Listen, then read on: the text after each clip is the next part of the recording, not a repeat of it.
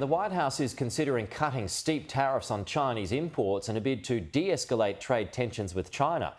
It's in the wake of Donald Trump placing a 145% import tariff on Chinese goods, which saw Beijing respond with its own tax on US products at 125%. But according to the Wall Street Journal this morning, tariffs could come down between 50 and 65% under a tiered approach. It's a significant backdown. The US president, though, has not yet made a final decision. Everybody wants to be a part of what we're doing. They know that they can't get away with it any longer, but they're still going to do fine. And we're going to have a country that you can be proud of, not a laughingstock all over the world for many years. The markets shot up as a result of that. Joining us is the independent analyst, Evan Lucas. It has come down a little bit then, but as Tom Petrovsky outlined a short time ago, they were up about 4% at one stage, Evan. So is this a further back down? We've had a few of these. Yeah, we have, and I'm glad you showed before in your opening sort of numbers there that Scott Bessent is the one to really concentrate here, the Secretary Treasury. He has been the one that has probably over the last 4 or 5 weeks really driven a change in tact behind the scenes and is now actually coming to the front of the fore to actually point out very clearly that we do need to change the movement, that the current direction is not there. And he's the one, as far as we can see from those behind closed door talks, that is driving the idea that this current scenario isn't there. Now, you highlighted the fact that it's going to come down to 50 or 60% off what it currently is. Well, that's basically half of 145, and that, no matter what you still argue, is still very high, between so 50 and 60%. Yeah.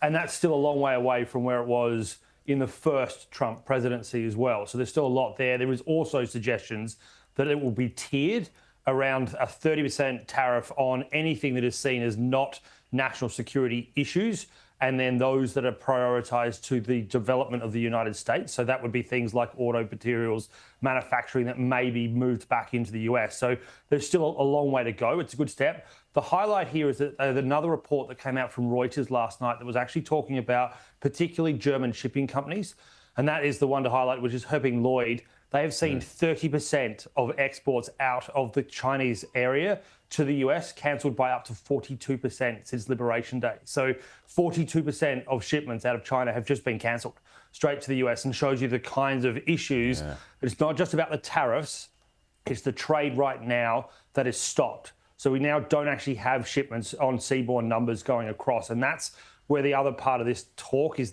why Scott Bessent is the one to watch. He knows that the Treasury is now finding a scenario where, yep, tariffs have been forecast to give X amount of return. The catch right now is that there isn't trade. Trade has been cancelled off the back of it.